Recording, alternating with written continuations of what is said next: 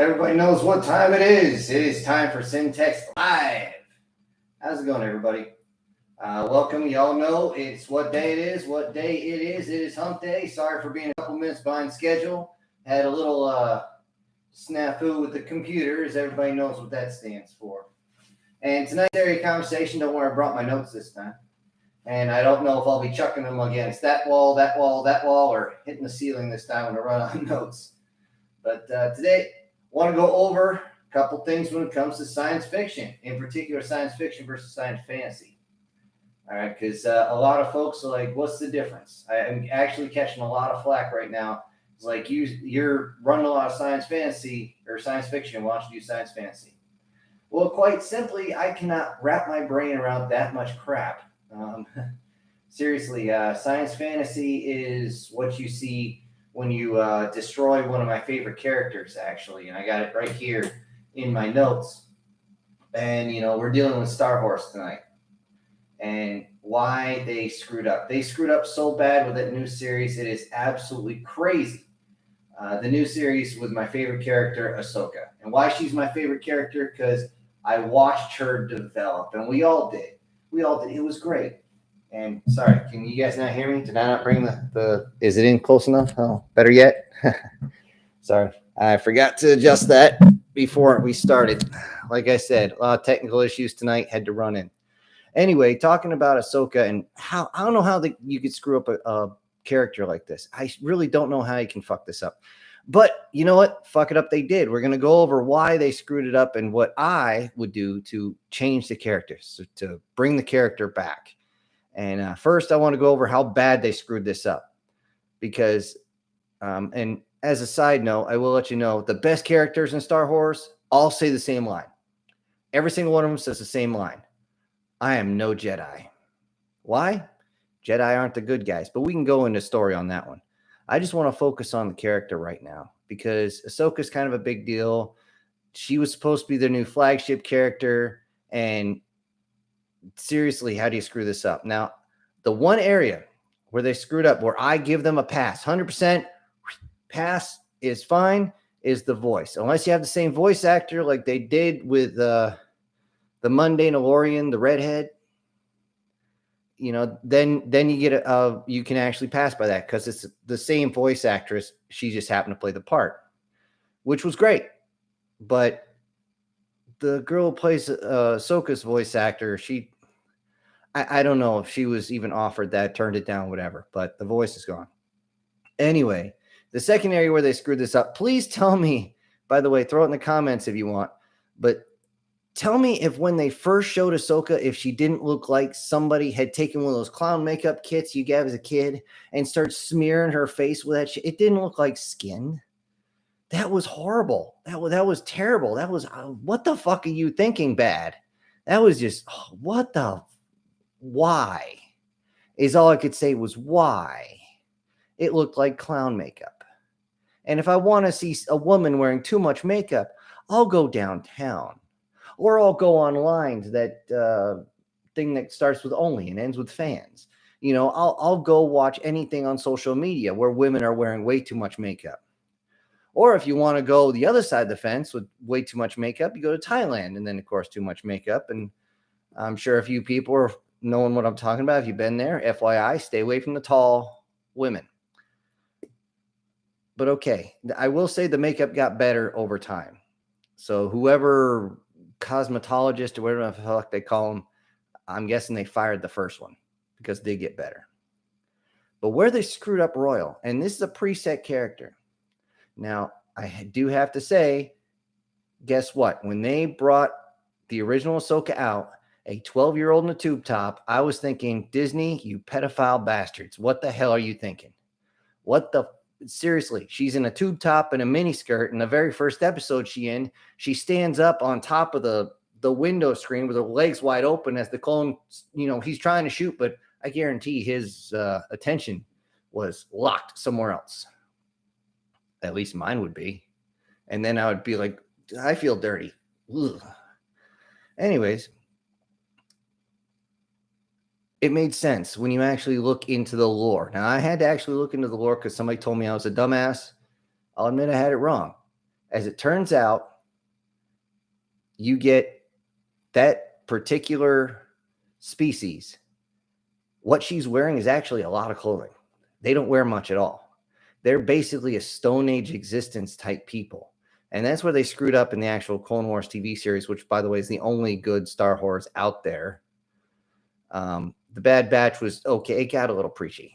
It did get a little preachy for me. I'm like, yeah, no. Anyways,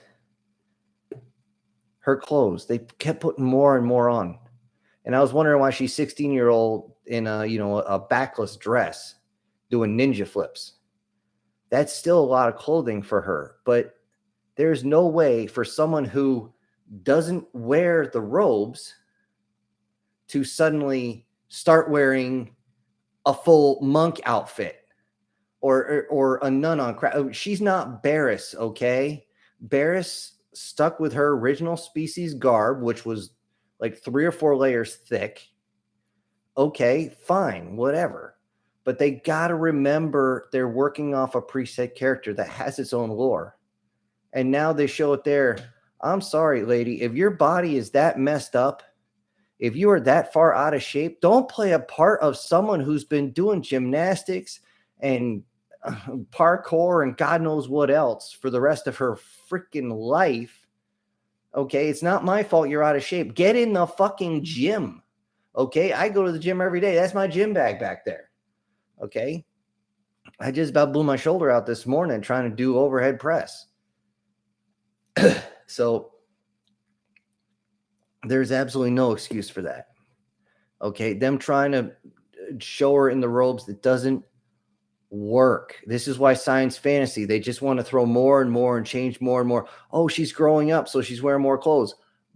Bullshit, okay? It doesn't work.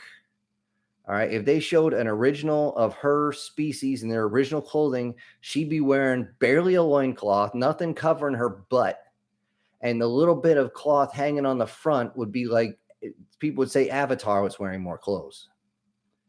Okay, so if the actress is that bad and that disgusting to look at that you have to cover her up, that's a fault of you guys. Okay, get a different actress. And on that note, the fucking headgear. Oh, dear God.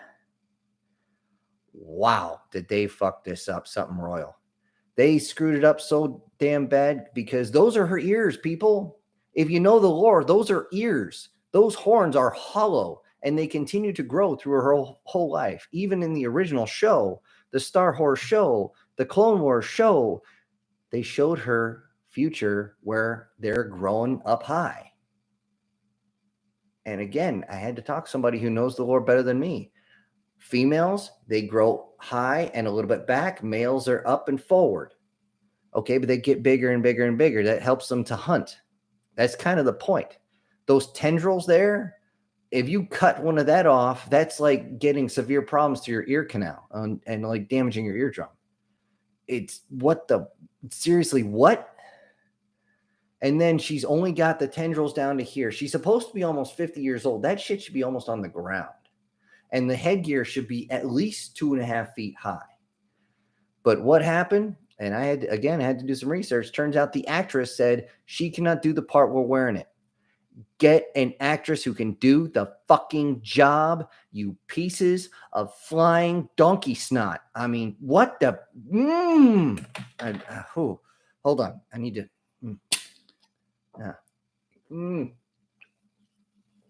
Don't worry, it's soda. I was about to cough. Anyways, the headgear. This should be obvious. Even those tailhead motherfuckers, they have the long tails that stretch down, and still the actresses are able to move and flip around and all that. And they were able to do that. Great, awesome. And these were women, you don't even know the names of the actress. Get a better actress to play a good character.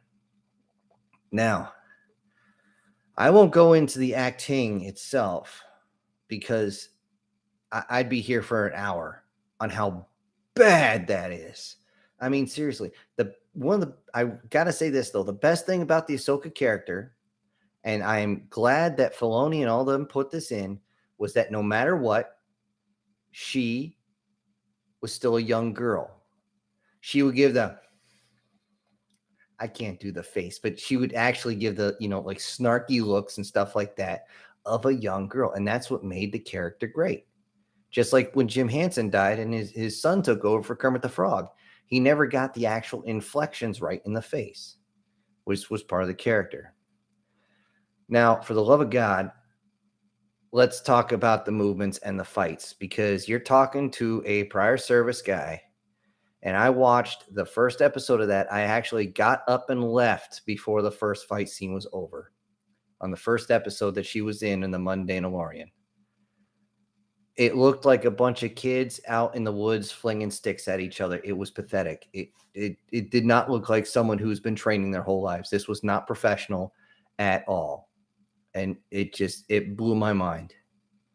And I just cannot at all get behind that. You're talking about a preset. That'd be like Captain Rex going out there and having his pistol and can't hit anything like any other dumbass stormtrooper. Okay. It doesn't work. And this is what I mean about consistency. And now they got the Multiverse of Madness Star Wars style, thanks to Rebels, which honestly should never been a thing. I've never watched that show sober. That's how bad it was. All right, that's the ending of the first part. That's my beginning rant, folks. I'm glad you're still with me and got a few people here. I'm going to go into the chats a little bit, and super chats will always get priority, folks. So I will definitely see those, and I'll definitely go. It's Disney, of course. They screwed her up. Of course they screwed her up. They screw everything up. The Force is fallopian female force powers. Razor Fist did a big one on that one, and he hit that absolutely perfect. But it's like, oh, you can't have a set of cojones and actually be able to use the Force. Why? It's called telekinesis, motherfucker. She's getting someone with mind bullets. Anyways, it's great to see the face of one of my favorite authors. Oh, well, I appreciate that, and I will continue to make as good a content as I possibly can. And on that note, if you have any critiques, anything you want to add, anything you want to see, I will do my damnedest to make sure I make it. I actually just I made at least one more today, so I'm at least a day ahead. I hope you guys enjoyed the last series, that 4-part series. Let's see. Can you describe the mechanics of develop a storyline and producing the series over the weeks or month? Now, it doesn't take me that long, at least me personally, unless there's something I'm stuck on. It does not take a long time because that's the way my brain pan works. Okay. As far as developing the story, it comes down to you need your absolute basic story from point A to roughly point B. Start to finish. You know where you want to start roughly, and you know where to start there. And then you add like 2 or 3 points. Now, a lot of times that section there will go in reverse. You want to hit a certain area, and then you'll figure out where to start and where to finish. It really depends on the story in between each one, but it always starts there. Case in point, I did the one with the human hussars. Okay. I knew exactly what I wanted to do, but I had to do some research on that. I had to actually follow the actual history of the winged hussars.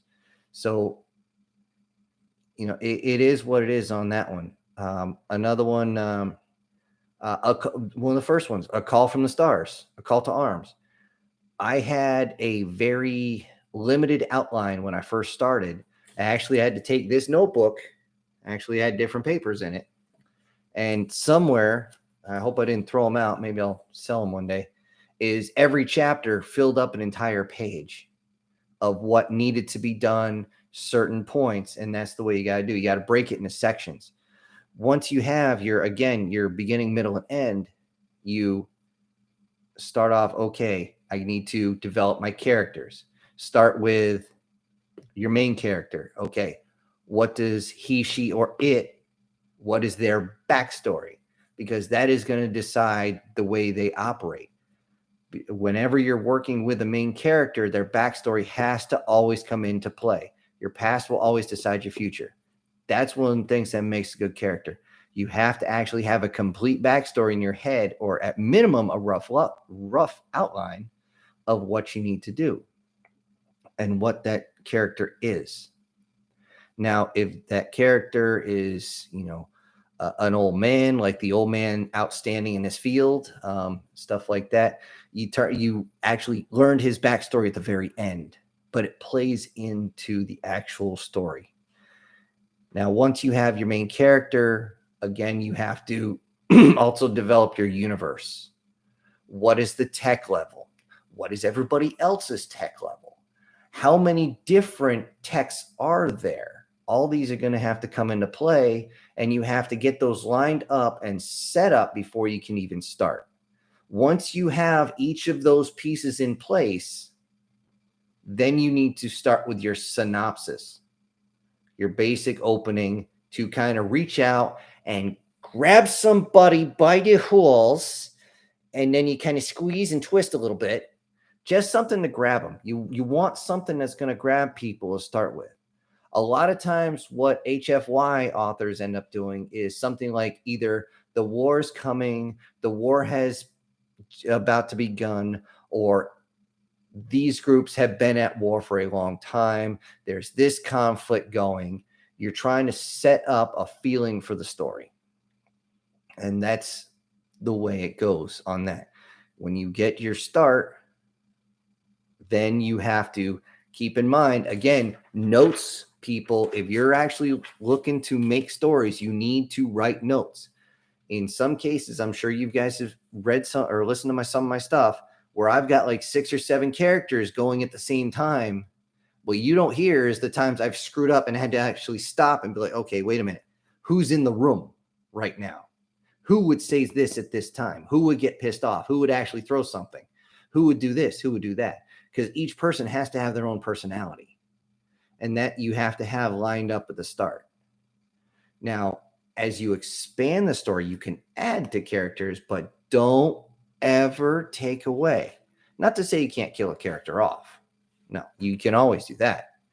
But you have to make sure you add to the story with each character. If it's something as simple as a helmsman, as simple as a radio operator, as simple as, I don't know, somebody working in the engine room, as long as you have someone who can add to the story, you can add them in, but don't just have them and then just throw them away. Unless they are a quite literal throwaway character, as in they have no name, they are just the RTO, they're just this guy, they're just the rifleman or whatever it might be. Yeah, I did that too. I did too, Drill Sergeant. I guess you can call me that too. Anyways, now back to what I was talking about. You had to have each part lead into just a little bit more of the story. Now, if you're looking into making a book series, you can get very, very detailed with each one. I'm not trying to make a book series because I wouldn't be able to make videos, because that would take a very long time, because I would have to actually write out and sketch out everything that's going on. In a few cases, I've actually drawn diagrams of where people are in each room or where each fleet might be or anything like that. In one case, I actually had to print out a picture of the universe and had to draw lines where all the territories were. It comes down to the details at that point. Now, the next point you do as you're building a story is you can't just jump from the beginning to the middle where you have, okay, things are starting to shift.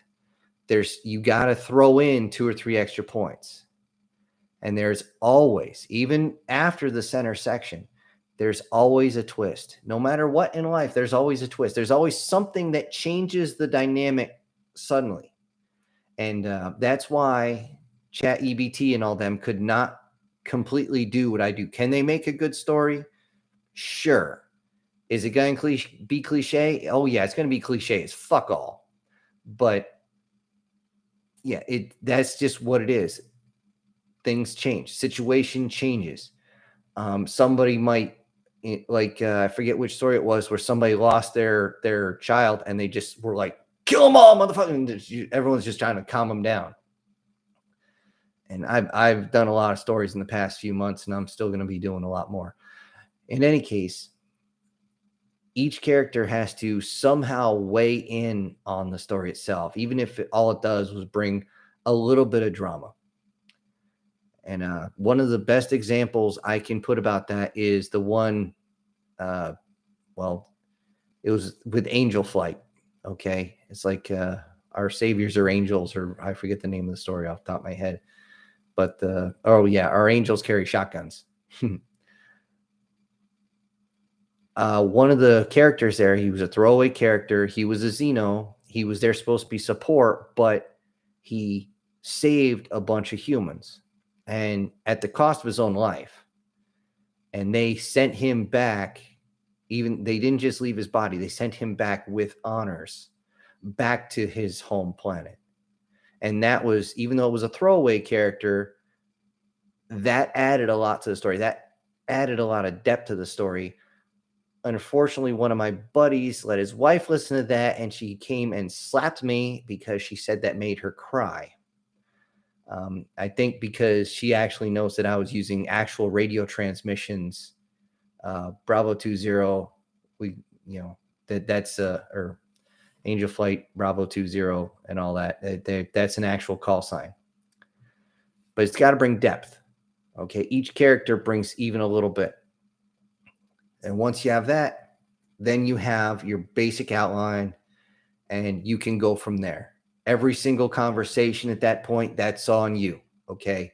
If you're building that story, that part's on you. Once you have your characters, each different loophole that's going to jump through, everything they have to do to adjust. And for the love of God, don't make their opponents dumbasses. I try not to do that. They have to have some sort of smarts to them, because how are they going to be a complete dumbass and travel across all these sectors to come and say, hi, we'd like to shoot you now.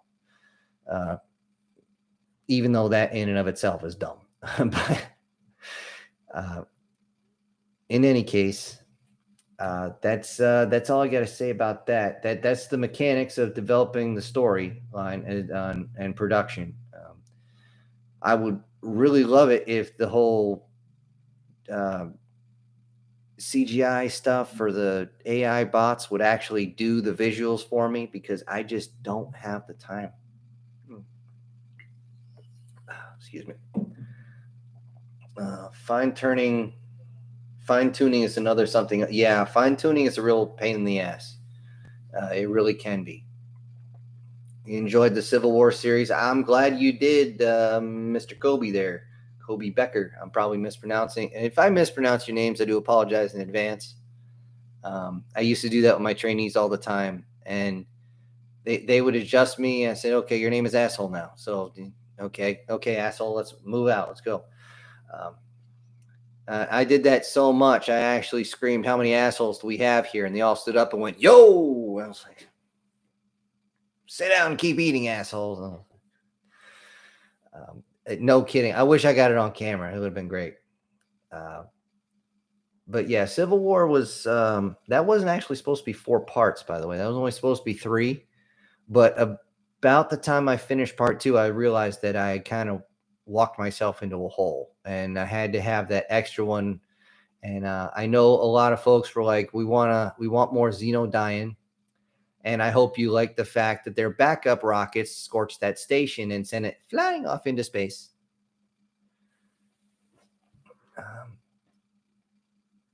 How did the character become who he or she is now? Who will they become over time? Stuff like that. Which character?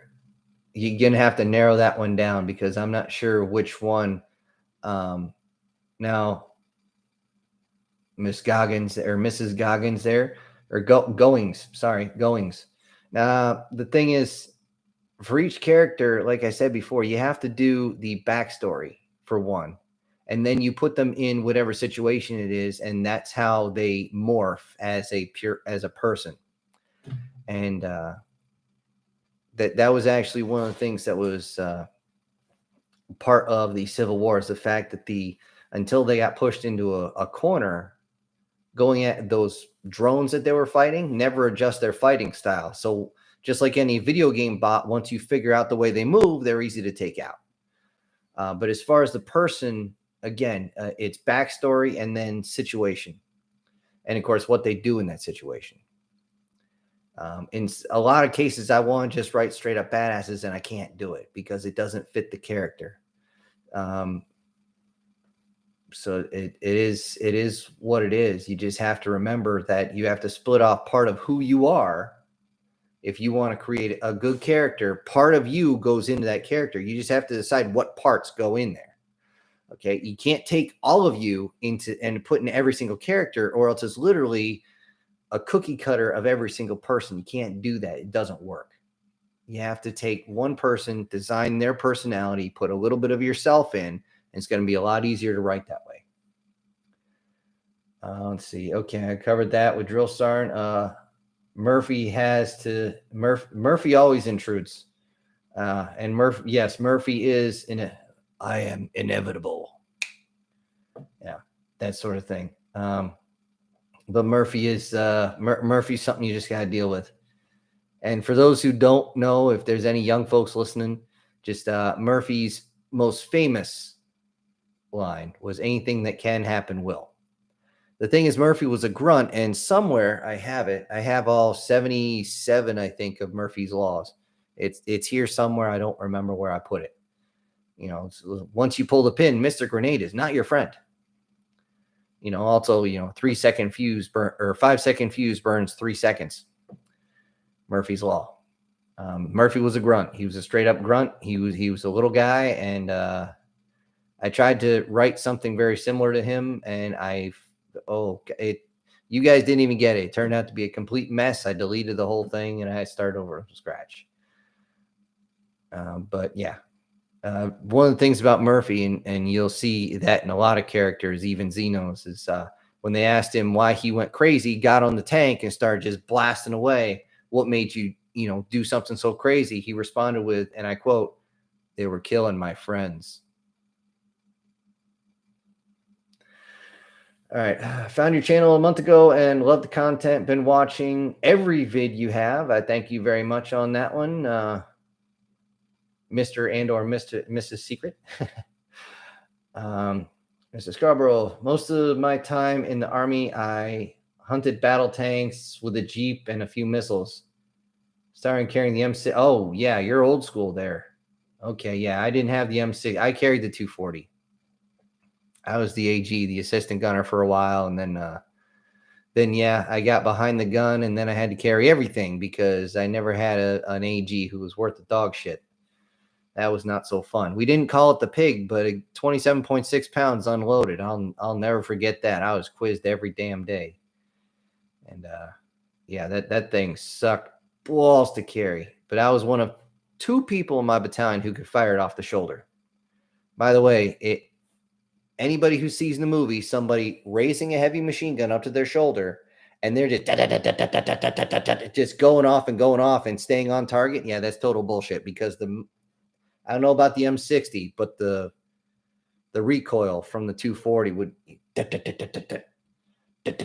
and you're constantly being pushed back. I don't care how braced you are; it's just too much. Hunting battle tanks in a Jeep, so you were spotting. The power fusion drives, glass the dirt, slag the attestation. Yeah. And I haven't forgot that. You guys actually mentioned that. Sacred Grouse Shipyards brought that up about having a giant fusion torch shoved up your ship's ass, and how you just kind of turn it towards somebody, turn it on, and fricassee. And yeah, I watched his station, and I had to laugh because he did the whole thing where he was saying, vampire, and it's just like, okay, yeah, I've heard that before. That'll make you clench if you're actually out to sea. I promise you that, even for a dirt guy like me. I was just an Army grunt. Let's see. I was thinking of how you develop your characters. Yeah. And that's pretty much it. I always start with the situation. At least me, it's usually situation first and take the character. Now, I will freely admit I'm not as good at writing female characters as I would like to be. It is what it is. They're usually a side character. And by the way, my fake female voice sucks balls. So yeah, I try not to do that. I know there's other folks who can, change the voice really well, but I'm just not one of them. Oh, by the way, as far as developed characters, with every single one, it's the same thing. Just always, you got to figure out their backstory, their species, which comes with appearance, by the way, their situation, and then how they react to whatever situation you put them in, and how that will change them. And that's pretty much it. There's no anything else, because it's standard nature of anything. Even I've known dogs who do the same thing. Some that have been treated really well, they're always coming up wagging their tail, but they get smacked a few times, they change. Where was I? Then there is O'Reilly's dictum, which states Murphy was not an optimist or a pessimist. Murphy was a realist, and I am a realist as well. Do not get realist confused with pessimists, because, and this is something I tried to put in at least one of my stories, but when I started, it just didn't come out right. And yes, I've actually sat here for like hours and just destroyed like 3 different ideas because they didn't work, and then one works, and then I'm able to sketch it out and then do a recording for you guys.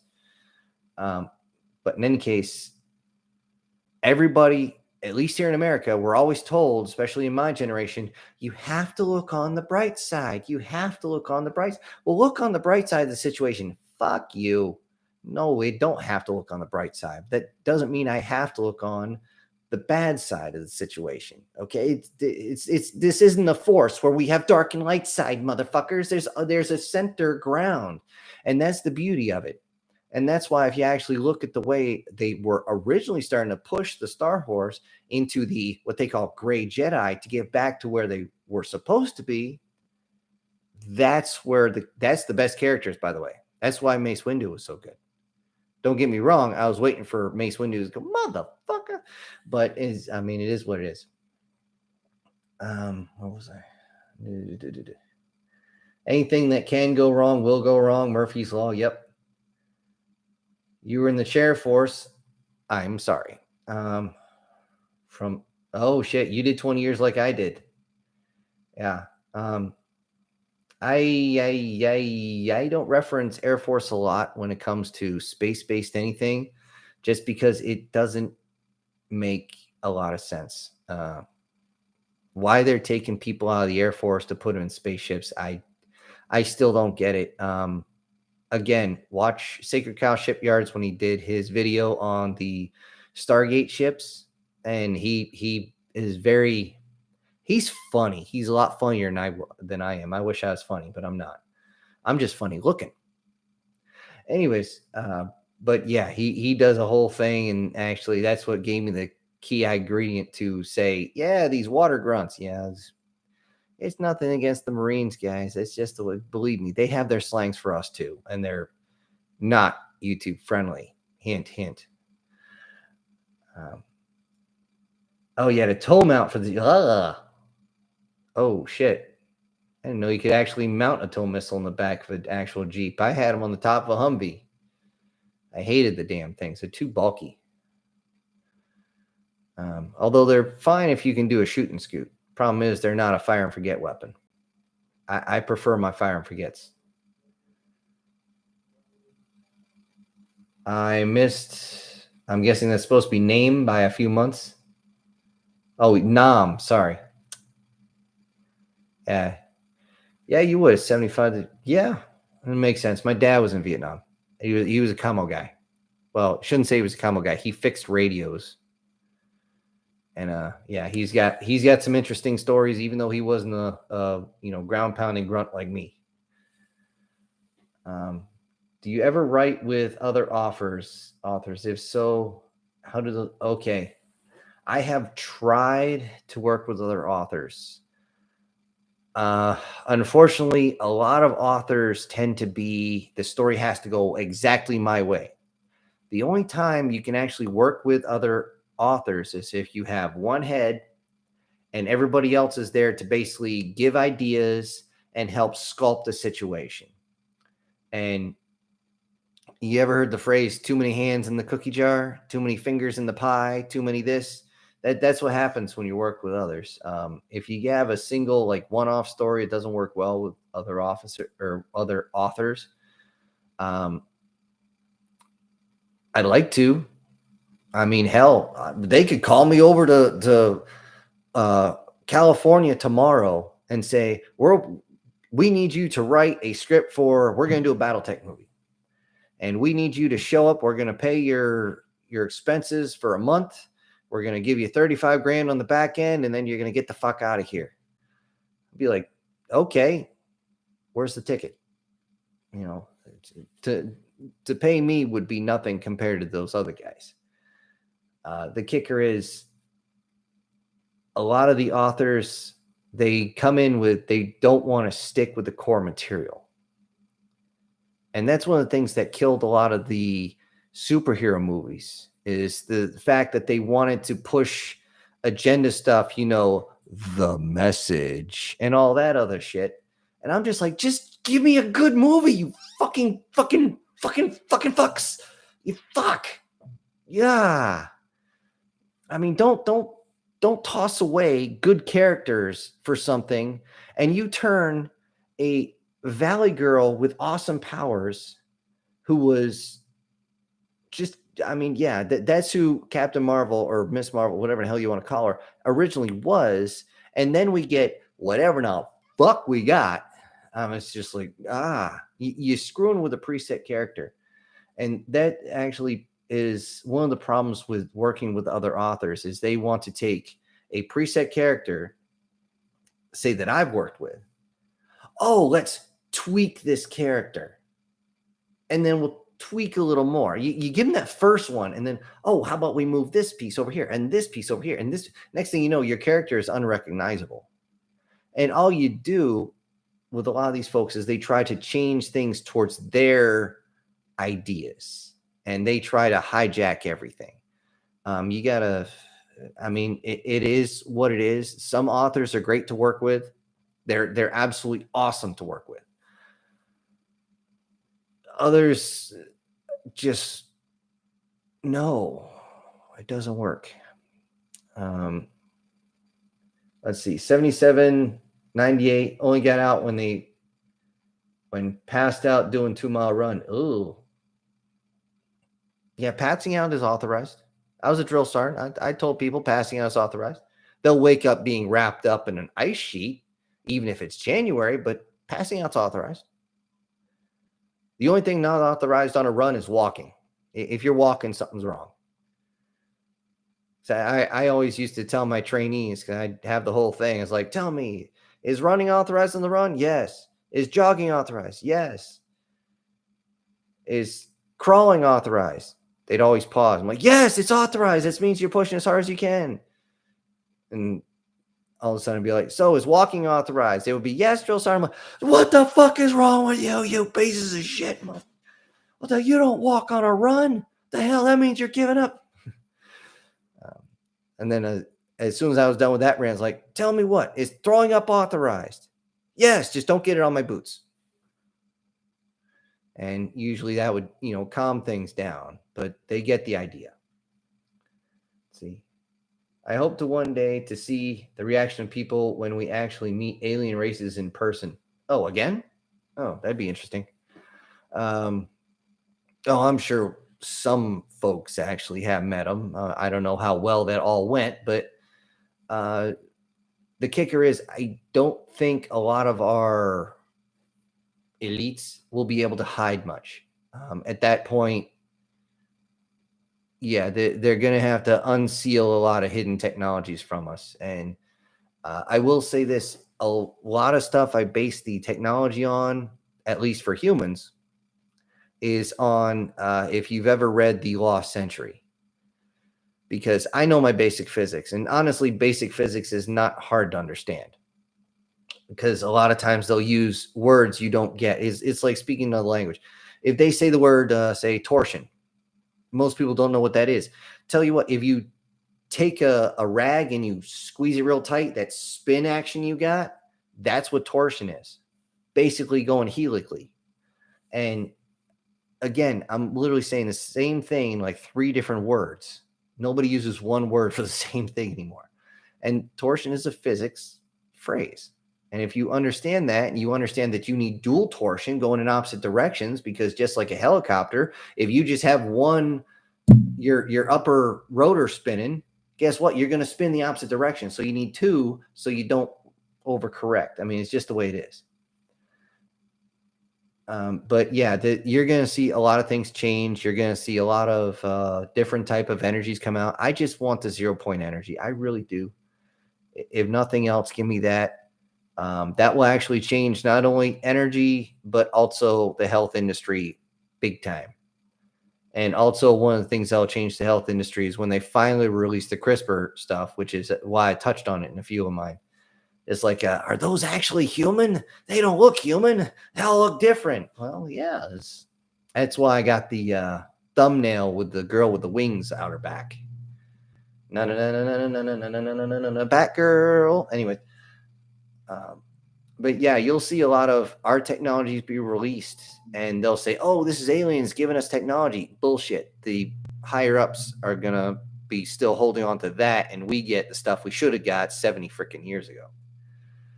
Okay, blood sugar was 10. Holy fuck me, that would probably kill you. Yeah, you diabetic? Yikes. My favorite exercise as a drill was the dying cockroach. Oh God, I'm not gonna I'm not gonna show that one, but that's where you're on your back and you have your legs one way and your feet the other, and opposite leg and foot have to keep coming in and extend it all the way out. Oh geez, ugh. That's a smoker. That's a core smoker if there ever was one. I had to do that while holding my 240, by the way. That sucked balls. That sucked very hairy, nasty, sweaty ones. Ugh. That was terrible. Treb and Solar Warden, to name a few. Okay. Do you know what SCP is? Yes, I do know what SCP is. Secure, Contain, Protect. I read a lot of them. Somewhat, I will say that a little bit of inspiration for the actual elevator was an SCP, but the SCP wasn't slime, it was water. It was the water nymph. And the thing is, they kind of step on their own dicks a lot as far as the SCP goes. Because one of the things, hold on, I gotta wet my whistle here. Don't worry, I swear it's soda. It's birch beer. But in that one in particular, the water nymph, if they're finding one, why are they only finding one? There should be like a dozen of them at least. It doesn't make sense to only have one. Even if you have only one for a continent, that's 7 you should have. Okay, but SCPs, again, some of them are done exceptionally well. The Monster Under the Bed, I think, is done really well. But then they have just ones you just want to go, what? Seriously, a underwater creature that is so large that if it even farts, it will submerge India. No. I no. You've overdone it. You overplayed your hand. Now, I personally, could I write an SCP? Yes, I could. It wouldn't be that hard to come up with one. The issue is I don't want to spend 3 days writing it because it has to be done in a certain style, certain format. And that's actually what helps out their way of doing it. It helps out a lot. Anybody who hasn't done SCPs, if you like horror stuff, you really should look into it.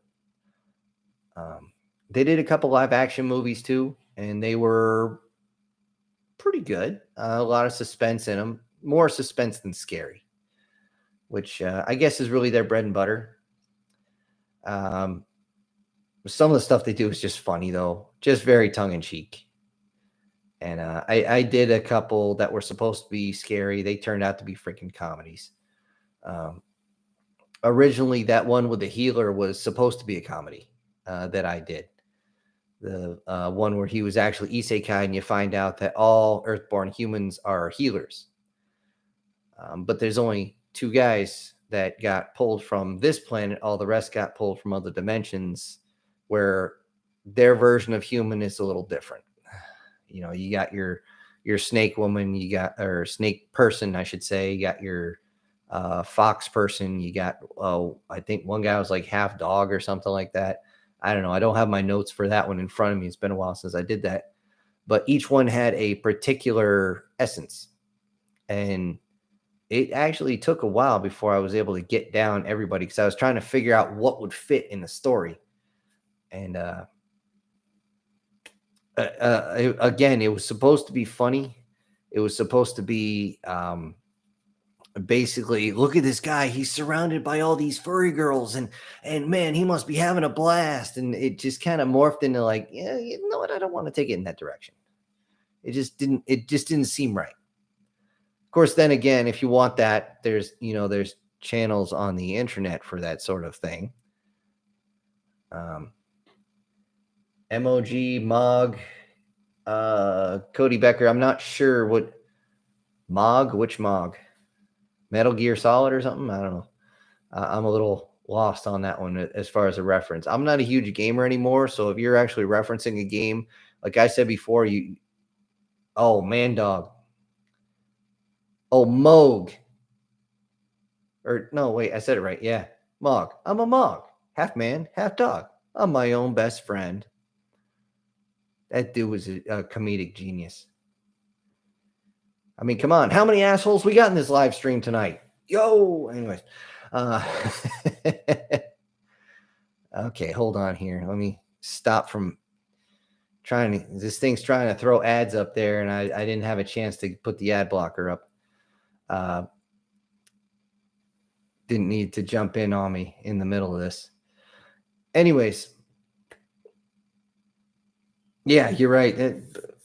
The only thing is, the mug I did was a child, and that actually played a lot into his character when the knights were smacking. Well, they were actually samurai, but I just called them knights for sake. Anyways, when he was being smacked around, that's why he didn't know what to do. I mean, think of a 6-year-old being smacked around by guys who are like 6'2" in armor with swords on their belts. You know, you're not going to stand up and try to fight him. You're just going to be, what'd I do, man? It's just the way it is.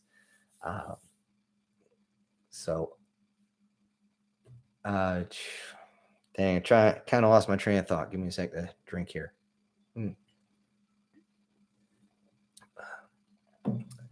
Anyway, now I do have a general question.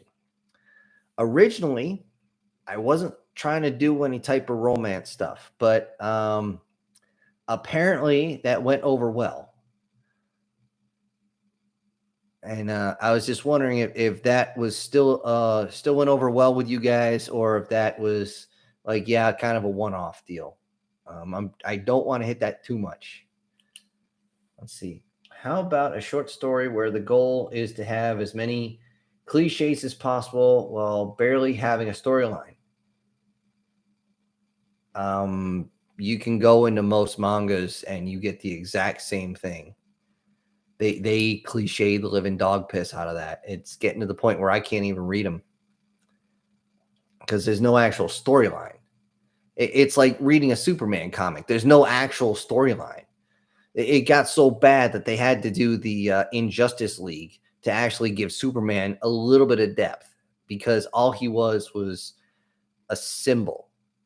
That's his whole character. That's why when somebody challenged me to write a Superman comic, I said, and I quote, "Give me a fucking challenge." And so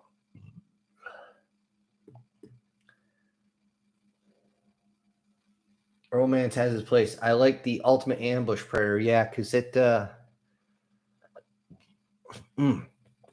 sorry. Soda just came up a little bit. Anyways, that wasn't originally meant to have any type of romance. That was the fact that it was a older sister and the younger brother. That was something that just came out the spur of the moment. That was like that hit me in the head maybe about 2 minutes before I actually started getting everything down on paper. And it just kind of came out that way. And by the way, the paint pellets in the butt, that was, I thought that would just be funny. And apparently you guys thought it was funny too. I got shot in the buttocks and all that shit. Romance fine in situations. Yeah, it's I always also like writing a character who I can look up to as far as the guys are concerned. And that was the reason why in Ultimate Ambush Predator, I made sure the guy was seriously old school and he asked for his soon-to-be wife's father's blessing. Even though in their culture, he should have just gone to her mother. And she would have probably said, sure, but I get first dibs at you. Because that's just kind of the way their culture is. Their culture may be a warrior culture, but it was also based primarily off of a lion's pride. And that's why I actually did call it a pride once or twice to try and hint at that. I hope I didn't drop too many subtle hints, like the girls at the bar who said, why didn't you come up and buy me a drink? I was giving you hints. So I don't know what the fuck you're doing. Regardless, yeah, that's actually why she also looked the way she did, why she was just basically a bipedal cougar or lioness, if you want to look at it that way. And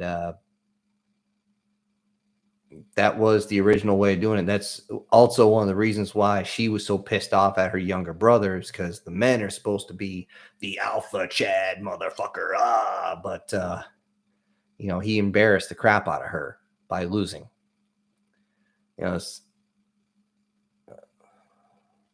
They behaved as a hunter species. Yeah.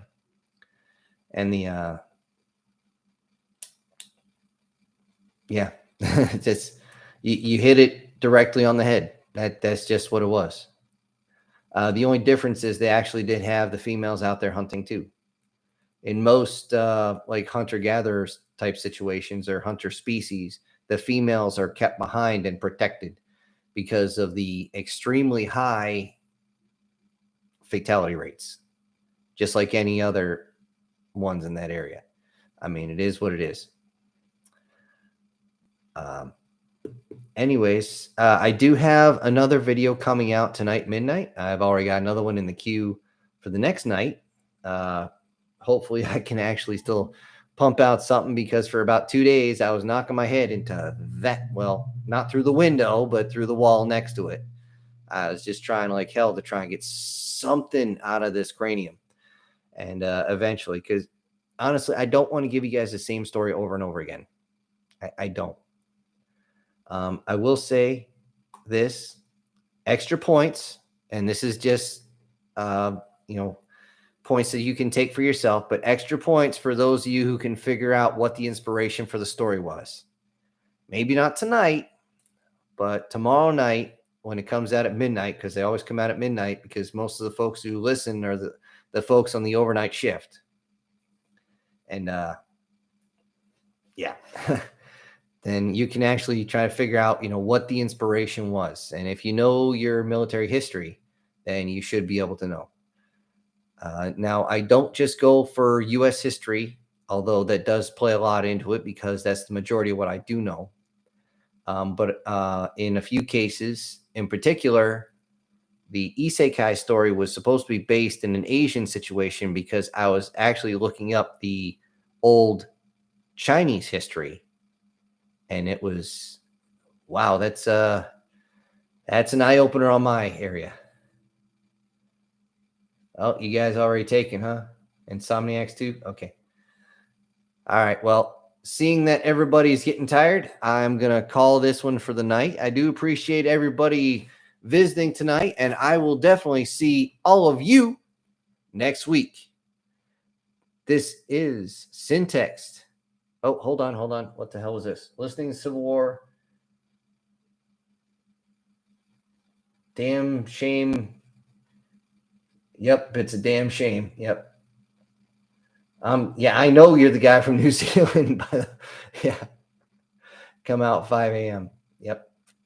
All right. Hey, on that same note, folks, I will be more apt to put more stories out if I get more views. If you guys can share this, if you can get more people in, I greatly appreciate it. I appreciate every single view. I appreciate every single like. I appreciate everything you do, because without you, I wouldn't be here. And that's all it is. And before I go, I see somebody says story idea. So I've already clicked the here. Engineering officer on space. You didn't see new crew member, did you? That's only two chapters in. There's at least two more.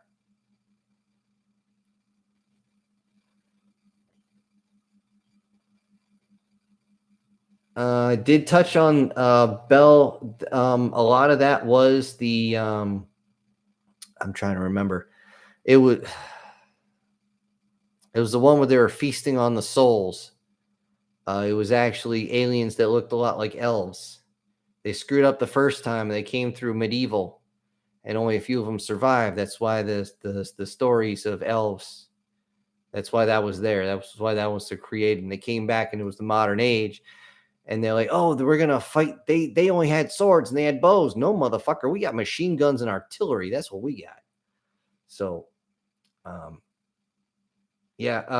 Green. I will say that I will do what I can to expand on that story. I've actually put that off on the back burner because it wasn't getting a lot of views at first. So I will definitely go into that, because yes, it does. It was kind of let open for a specific reason. But yeah, now I'm getting sidetracked, everybody. I do apologize on that. And again, thank you all for being here tonight. This is Syntax ejecting.